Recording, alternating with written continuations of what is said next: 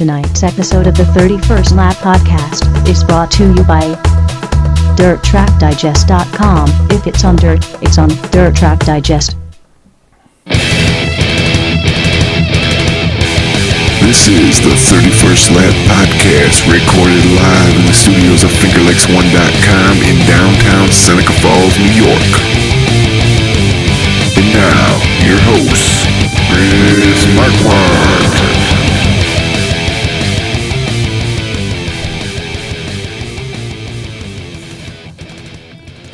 Good afternoon, welcome to the 31st Lap. This is Chris Marquardt. Going to be a fun night tonight, quick night. We're going to be talking a little bit with the one and only Jimmy Phelps about the World of Outlaws late model show coming up at Weedsport Speedway. We're going to be talking with Mike Mallett a little bit after that. We'll be catching up with Jimmy here in just a few minutes. But we wanted to take a minute to talk a little bit about what Oswego Speedway has got coming up. It's kind of cool. They are doing another one of their 35-lap twin bills, which is coming to be a fairly historical event. When you measure that in terms of everything that they have been able to do, dating all the way back into the 70s. It's kind of neat that this thing has had the staying power that it's had. It went away. It's come and gone a couple different times. I mean, it is a safe assumption that we all know that the one and only Jim Champagne has won a ton of these things.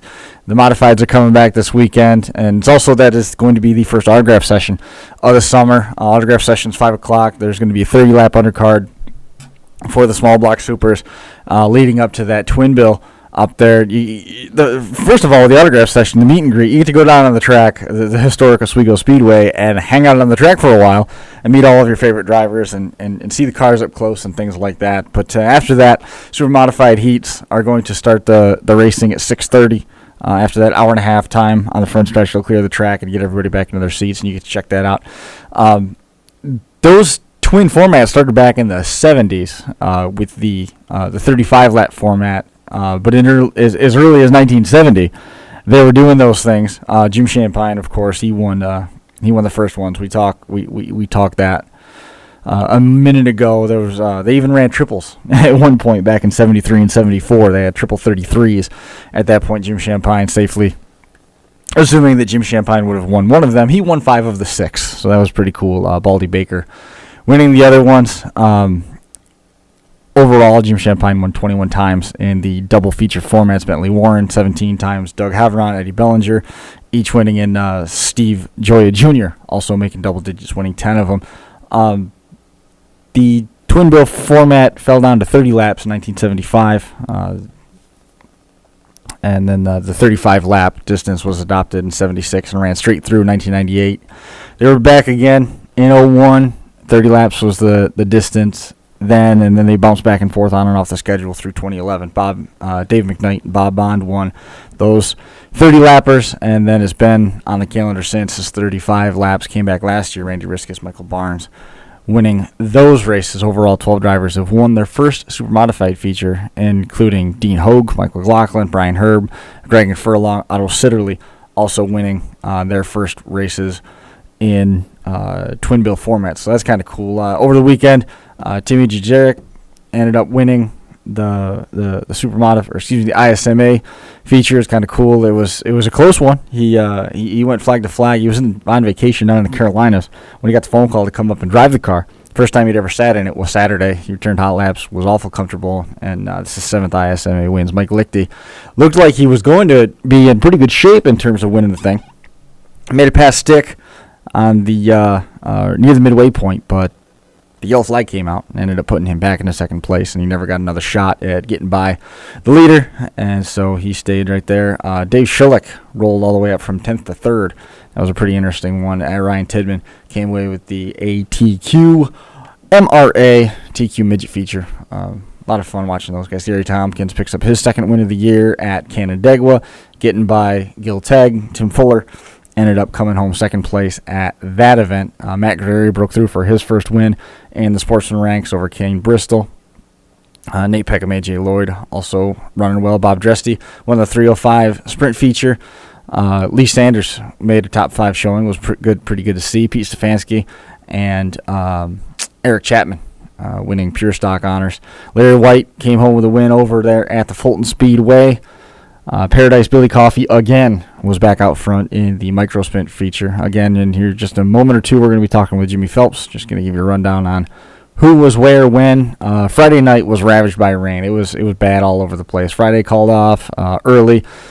This Friday, they've got the Jeff Steers Memorial Race. They've got a full program with makeup features for the sportsmen and the IMCAs. Then next weekend, Friday the 26th, they've got all of them, all the regular divisions back again. The street stocks, the modifieds, and four cylinders all running double features there. Spencer and Brewerton both rained out. The Race of Champions program from Spencer now moved to July the 24th, and that is with the this weekend. It's the New York State Super Stocks doing 25 laps over there. Weedsport wasn't in action. We're going to talk a little bit more about the World of Outlaws coming up on the 23rd, next Tuesday. The Grit Sportsman Tour was in town last night. Rocky Warner coming away with a win at Black Rock, and that continues his stretch of dominance. He's been doing real well running with the Grit Tour. He won at Canandaigua here last week, and then we talked a little bit last week about that full throttle experience, which is pretty cool. There's still tickets available, $3,000 for a fan experience. Your pit guests, your guests of Watkins Glen and NASCAR during Cheese at 355 weekend, you're going to be hanging out with Tommy Kendall, Rusty Walth. They're going to take you to access like you've never seen before. You get pictures in Victory Lane. You get just you name it, and you get to experience some of the coolest stuff of all time. You get the opportunity to watch the race from atop the. You get a chance to take a look at the track from atop the starter stand. You get to go into Gatorade Victory Lane and meet celebrities. You've got driver meet and greets. There's all sorts of stuff on deck for Watkins Glen and NASCAR's Cheese It 355 weekend coming up in August. Again, $3,000 the ticket. Check out theglen.com for additional details. If you can give me a quick moment, what we'd like to do here is get a hold of Jimmy Phelps to talk a little bit. Let me answer this quickly. And find his phone number, because I honestly I misplaced it there momentarily. Here we go. 0. Here we go. Give me just 1 second. We'll get Jimmy Phelps on the line.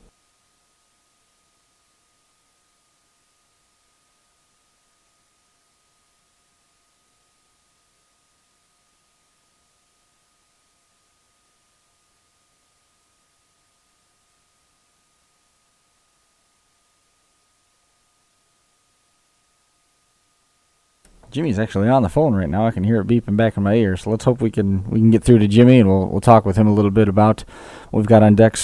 Empire Super Sprint Speed Week is coming up here pretty soon. That's coming up here pretty soon. Be kicking off leading up to the 4th of July. But this week currently running, starting tomorrow, over at Attica Speedway in Ohio, the ASCOC Tour will be running the Sprint Week, which is that tour was just here at Canandaigua a couple weeks back. Mike was there for that one. Said it was a pretty good race. We're going to be catching up with him here in just a moment.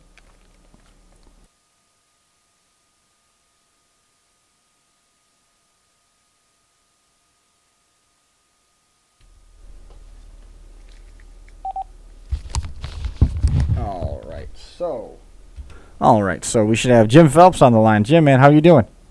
Good. How you guys doing? We're doing pretty well. I understand that you guys have been dotting the I's and crossing the T's and putting the finishing touches on having the World of Outlaws come to town coming up here next Tuesday. Yeah, we're excited. I mean, with the World Outlaws Sprint event went real well. So I mean, we didn't have a ton to do, but we did do some things to address some issues with the property. We put some more grandstands up in turn 4 and some fencing up so some people, the pit side of things would have some more room to watch and all that good stuff. So that's been a little labor intensive. But, other than that, I tell you, things are looking really good. I mean, there's a general buzz in the air again, like we had for the sprints, and it's real exciting.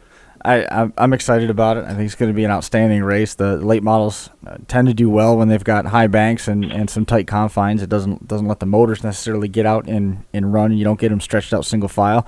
You guys enjoyed a pretty good race there a couple weeks back with the World of Outlaws sprint cars. You talked about adding the extra seats and making some of the changes to the amenities. When you stand from the outside and looking in at Weedsport Speedway, it's almost like you don't even recognize the place. It's looking so good. Yeah, you're pretty right on there. I mean, I know, a lot of the Central New York racing community spent, a lot of Sunday nights at Weedsport Speedway, and the scenery never changed for a long, long time, and that was okay. It was a great place to race, and it was a great place to watch a race for 25, 30 years, or however long. I guess 50 years, or how long it's been open. But it was time. There were some things that just needed to either get some extensive work to be rebuilt, or tear down and start over, and that's what Mr. Hankey chose to do. And then he didn't stop. He definitely has a goal in mind of what he wants the facility to look like, and he's certainly getting there. What else is there possibly to do to that place if things are going to continue to evolve? Short of putting grandstands all the way around the perimeter of the track, it doesn't seem like there's that much more they could do in terms of this facelift project that he's got going. The place is looking awesome. Yeah, you'd be shocked at what's been discussed. Believe me, oh boy. I don't think he's done by any means. I don't think it'll happen this year, but we definitely have plans to do a main entry building, which will kind of be smack dab right in the center of the main roadway as you come in, and that's going to house some office and some apparel, some different stuff, ticket sale booths, and it'll create a little bit more of a greeted entry, so to speak. So that's on tap for this fall, and we're looking to possibly put some new restrooms in that building as well. So I think that'll be the big project leading into next year, if not sooner. But in the present plans right now, we're looking at trying to do some work around the corner of turn 1 and 2. We got that big weekend, last call sport weekend coming in October that we're hoping to need some more camping and some more parking and so on and so forth. And we have property across Towpath Road along the backside of the backstretch, and the guys have done a really good job cleaning up the backstretch and making it look pretty presentable. So the plans include there, a walkway so that we can create a campground across Towpath in the flat grass area, and then have a way for the people who have pedestrian traffic to get back and forth to the main grandstand. So that'll be a little bit of an undertaking and a challenge, and that's something we really look forward to having done before the end of the year. And other than that, who knows? You never know. We meet as a group twice a week, and every week's an adventure. You never know what he's thinking, and you gotta be ready for anything. But I can guarantee you, he's not done. Is that a challenge at all for you? When you walk into those meetings, you don't really know what you're going to get hit with, and you get this idea, and you start thinking, wow, this is totally off in left field. And then you start thinking about the execution of it, and all of a sudden, some of these grand plans, all of a sudden they're reasonable, and then they become plausible. And now with many of those conversations, we've got Weedsport in the iteration that it's in right now, and it's remarkable. Yeah, no, I agree. That you hit it right on the head. That's exactly right. And as they say, if you can dream it up, it can be done. And and realistically, what we've done so far, has happened relatively quickly. And I think now that we've gotten into somewhat of a little bit of a comfort zone with the property, we can take our time and pick away between events, and everybody's comfortable in the timelines that'll probably come forth now. So sure. That's helping us focus on obviously preparing for the races and try to promote and try to see what we can do to make the events better from top to bottom, and not 100% worrying about the construction portion of getting the place ready. So it's been all good. In terms of the camping area, I know this is one of the questions that's going to be kicked around as people look at the camping prospect. Obviously, you're looking at multiple day shows when you have campgrounds that allows people to have more and then have more over the course of a couple days. Are they going to be primitive style spots, or are they going to be electric and water hookups? No, we're actually right now we're working with the county and the town and trying to feel out what our capabilities are down the road for water. Mm-hmm.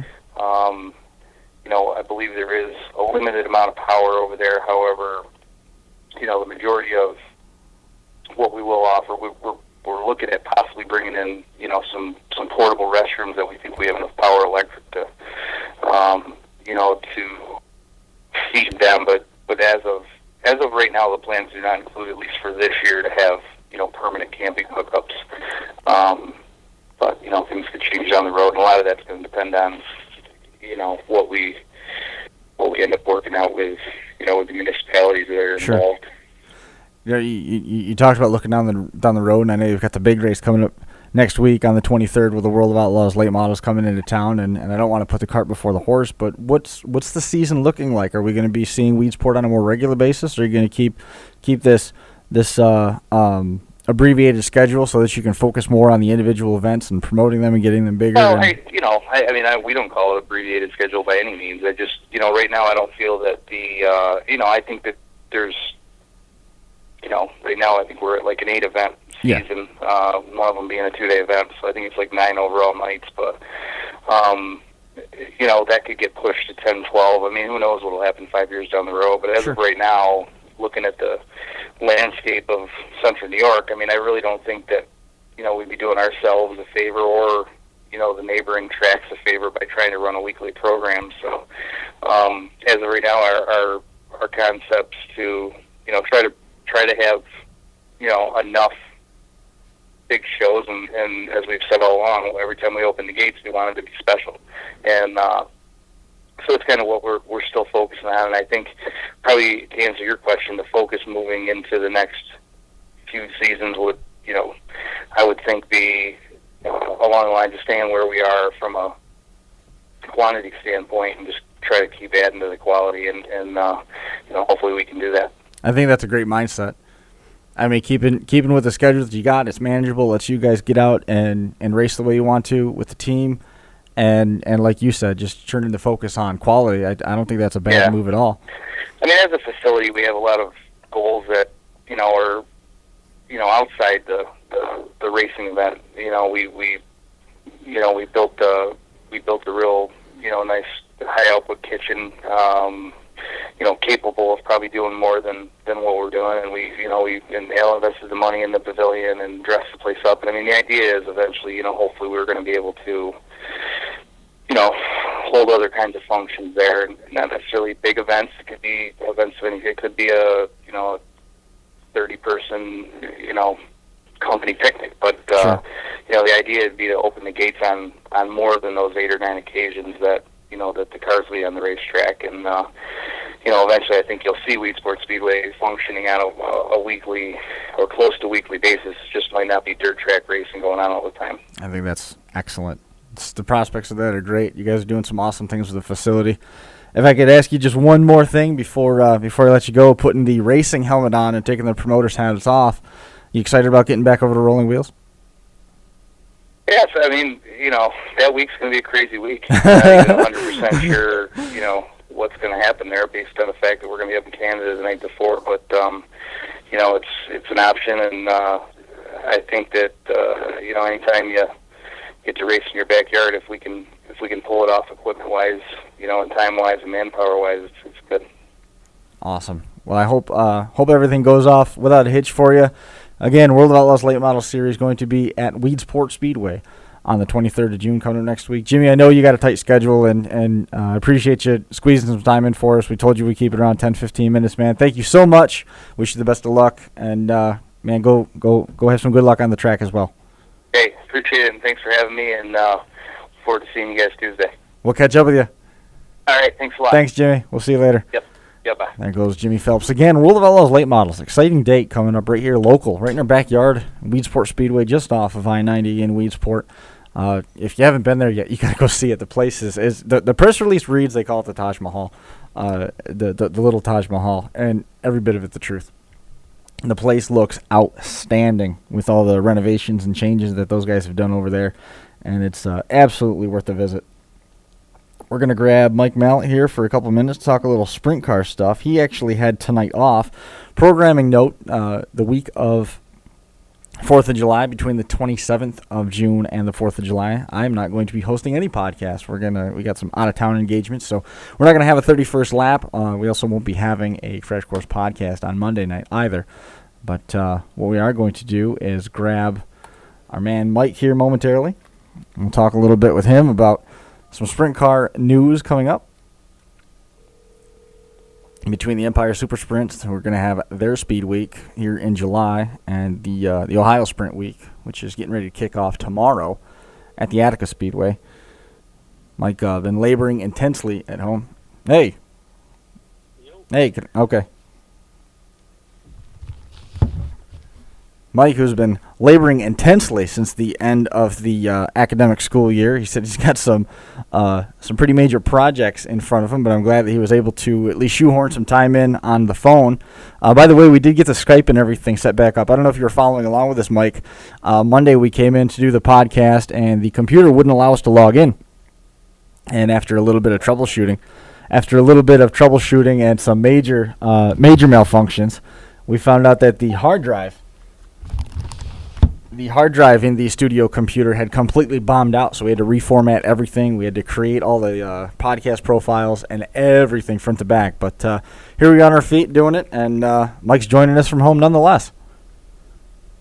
Yeah, I'm here. It is a big day to be moving rocks. Is the school year then is all done for you, right? You are into full race mode at this point? Next week I go full race mode. I still got about 4 days of school I got to be there. Next Thursday morning at 9:30 I'm done. But right now today we just about finished up grading the Global Studies Regents exam, which we gave yesterday morning. So we did that all day today. Was not fun at all. And then tomorrow probably going to finish it up in the morning, and then I get the grade 9th grade final exams. Hopefully have those done by Monday, and then spend Tuesday and Wednesday cleaning up my classroom, packing my stuff, and all that good stuff. Over at our school, they're doing tons of renovations. So in addition to all the final exams and regencies and all that other stuff that's going on and grading, all the teachers are simultaneously being displaced because they're doing all the renovations and changes to the school. So they'll get halfway through grading and have to completely leave the room and gather all their things and move to a different place to finish grading. It's been a tumultuous end of the year run here as we go through exams over there at Mid Lakes. But I tell you what, with the renovations that they've made, we've been able to get a little bit of a peek at without breathing too much asbestos dust. The place is looking awesome. So hopefully they get everything buttoned up by the time we come back September 1. Yeah, that'd be good. Our school, we just got a new roof put on, so the only thing you had to worry about is sometimes the air vent sucked in the smell of the glue, made you want to throw up. But other than that, it wasn't so bad. No big deal, right? That was a nice end-of-the-year challenge, but I'm glad it's done. Next week looks like I'm going to hit up 3 races. Tuesday, going to Weedsport. I know you just talked to Jimmy Phelps, and then Wednesday, of course, the Super Dirt Car Series returns to the Utica Rome Speedway. And if you're a fan of Ron Hornaday, former Truck Series champion, raced pretty much everything on the pavement, NASCAR, Sprint Cup, NASCAR, Infinity Series, and Camping World Truck, of course. He'll be at Utica Rome on Wednesday, signing some autographs and things of that nature. So if you like to meet him, come on out. And then on Thursday, I think I'm going to Lancaster, Raceway Park for the ROC Modifieds on the asphalt. So changing it up. Going as a fan for some fun. When was the last time that was? I always ask you this question. You usually say it's about 12 years ago. Yeah, no, I enjoy going about once or twice a year just for fun as a fan, and enjoying myself and relaxing, and I don't have school Friday, so I can enjoy it. I don't have to rush back right when it's done and hustle back. I mean, John Tiff, I think, is going with me. He's got to work, but I told him he can sleep in the car on the way home, and I'll just take a picture of him. So that's so kind of you. We'll be good there. I thought you were going to Port Royal next week. I was surprised to hear that. No, Port Royal is a week after. Okay. And that week, of course, that's Pennsylvania Speed Week. Starts on Friday night, I believe, of next week at Williams Grove. Then it shifts to, I believe it's Lincoln for the second show, and then Path Valley on Sunday. Off Monday, then Tuesday, they move over to Grandview. I will be going to that show. Nice. At Grandview. Well, actually, it's a toss-up right now. I'm either going to Grandview or Schweeken. I'm not positive yet. And then from there, it's ESS Speed Week, Wednesday night, Brewerton Speedway. Thursday night, we go to Canandaigua. Friday night, Can-Am. Saturday night, back to Fulton, and then Sunday, cap it off at Utica Rome on July the 5th. Chuck Eben going to win that one at Utica Utica coming Rome? up here in a couple weeks. Chuck Eben going to win that one back over there at Utica? What's that? Chuck Eben going to win that one over at Utica? Who's going to win the Super Dirt Series race at Utica? No, that's not what I was asking. For some reason, I'm having trouble hearing you. It's possible. It's possible. We like I said, we had that. We had to do some pretty serious renovations to everything, and we're still in a little bit of the feeling out process, trying to make sure that you can hear everything. That a little better? Yeah, a little bit better. That works. I can hear you a little better. Okay. It's just, I don't know. It sounds like you're in like you're in a tunnel almost. Yeah, well, the phone's across the room. You know how the phone thing works, but we gotta get everything. You don't have the headphones in it? They are. They're there. They're just not picking everything up the way that I wanted them to. In any case, what I was doing, I was asking you about the sprint week finishing at Utica Rome Speedway and the odds of Chuck Hebing winning that race again when this ESS goes back to Utica. There we go. Now I can hear you really well. Okay, got it fixed. Well, Chuck has been good. He's been good all year. So, I would not be surprised if he got another win. He's been strong pretty much every race out. So, technically, he's been with us for 2 races and he's got 2 wins. Right. So you can't. That's pretty dang good. Now let's back it up and go back to. Out. He missed 1 race up at Autodrome Granby. Right. But with our rules, you get a drop race. So if he uses his drop, technically he'll still be the point leader because he has only got 2 races in and 2 wins. And now backing this up to what you thought I was asking you about, the Super Dirt Series, Super Dirt Car Series, coming to Utica, you got to look at pretty much 3 drivers at this point: Stu Friesen, Matt Shepard, and probably Mike Mahaney. I would go with Shepard. The way Matt's been running, he has looked pretty damn good at Utica as of late. Larry has looked strong too, so you can't count out Larry either. And Larry got a couple of wins over the weekend, or in the last week or so, with 2 modified wins at Fulton, and then he won with the Patriots at Fulton as well. Yeah, that was a couple weeks ago. He's got 2 in a row, 3 consecutive, I guess, if you count the Patriots sprint win too. So he's got his stuff together right now. He's running well at Fulton. He's been good at Utica. Just Matt's been that little tick better. Mm-hmm. So again, it'll be interesting to see how that plays out.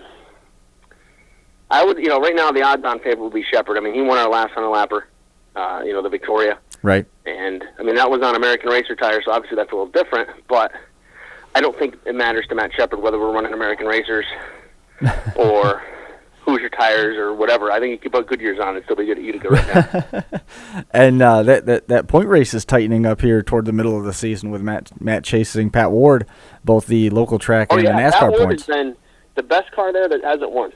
Right. If that makes sense. And Bat has been exceptional. Week in and week out, he just hasn't won yet. He's been 2nd, 3rd, or 4th pretty much every week. He's had a nice consistent season over there, no question. He's been consistent. There's no wins. It's a marathon, not a sprint, right? Yeah, that's right. And right now he is the current NASCAR Whelen All-American Series state point leader, so that's also a bonus. Right on. If he can pick up that, I believe that's a $12,000 bonus. Right. And if he wins Utica's championship, that's 10 plus 3 more for NASCAR home track. So I think he's looking at 25 or 26 grand minimum if he can get all those done. They'd buy some renovations. Pretty good. They'd buy some renovations. That is motivation. Yeah. They'd buy some renovations at Fulton and Brewerton. Yep. So, I don't know how much more motivation you get in 26 grand for running your weekly track. Right. One night. That's not even having to do. 1 night a week. Yeah, 1 night a week. That's all you got to do. Not bad. Not shabby at all. Nope, not at all. How was the race over at Canandaigua there last week when you got over and checked out the All-Stars? The sprint car race last week was exceptional. And I think that's kind of an understatement. I don't think I can do it justice. Dave Blaney blasted by him. Lucas Wolf on the top with 3 laps to go. Mm-hmm. So, impressive to say the least. So you can't... I don't think you can get a much better sprint car race than what I got over there. That was very good. And then Wolf ended up... Where did he end up? I think it was 4th. 3rd. And he fell back after he got... 4th... Let's see, 1, 2, 3, 4. 5th to 2nd in the last turn. Wow. So, yeah, it was impressive. He got a great run around the top and just drove by everybody as they got bottled up in traffic. Greg Wilson and Lucas Wolf. So it was good. Very good race. And those guys kick off the Ohio Sprint Week coming up tomorrow at Attica. And that might be it for Mike. You still there? That sounded like a phone dying, is what that sounded like.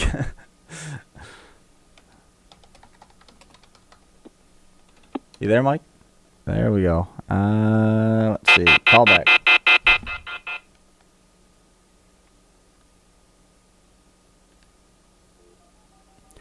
We'll get Mike back here in just 1 second. Hey, it's ringing. All right, lost you there. You there? Yeah, I'm here. You got a better signal in your basement than you do outside. I don't know what happened. I think I hit it with my ear, actually. But coming up, it's a shame. For some reason when the All-Stars come to New York, they just don't get the bigger crowds. I don't know if it was because of midweek or what it was, but I mean, the All-Stars put on a great show just because of the system that they use for qualifying.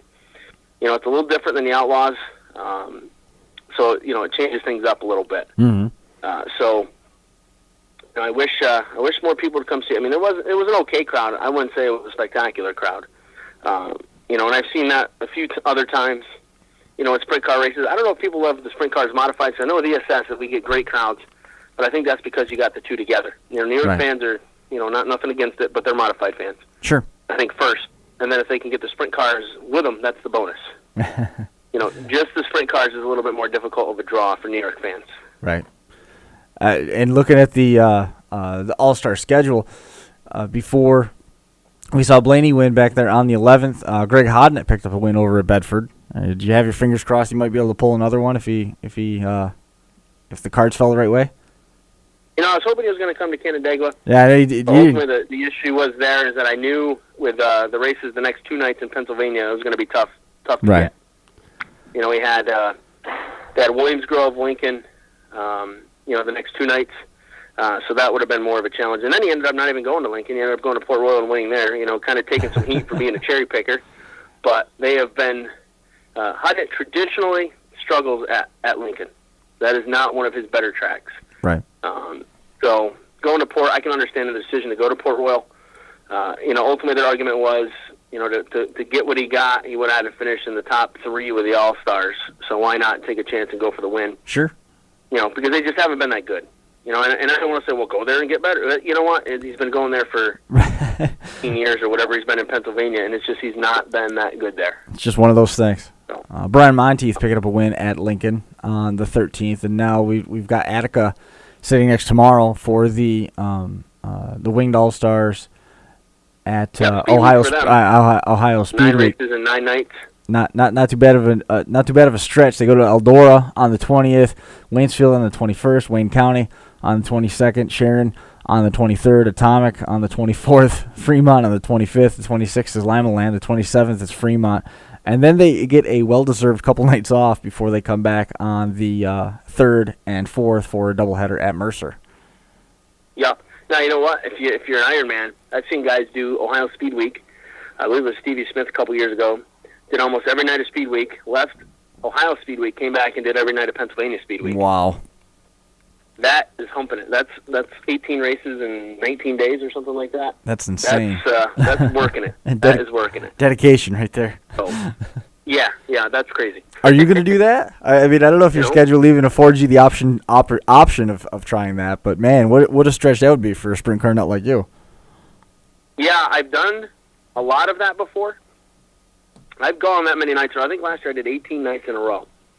Was my stretch. Were you going back and forth to home, or were you staying in hotels? Well, I started at Fulton, and then I was like, Fulton was on Wednesday, then it was a race Thursday, I think a 5 mile, then I did my regular weekend stuff, then I had a weekend for 2 nights, and then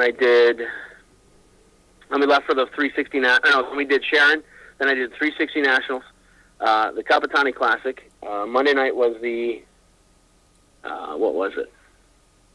Monday was Front Row Challenge at Oskaloosa. Tuesday, now here's the thing we had. Tuesday into Wednesday, I had a problem because technically Tuesday the show started. We didn't leave there till 1 a.m.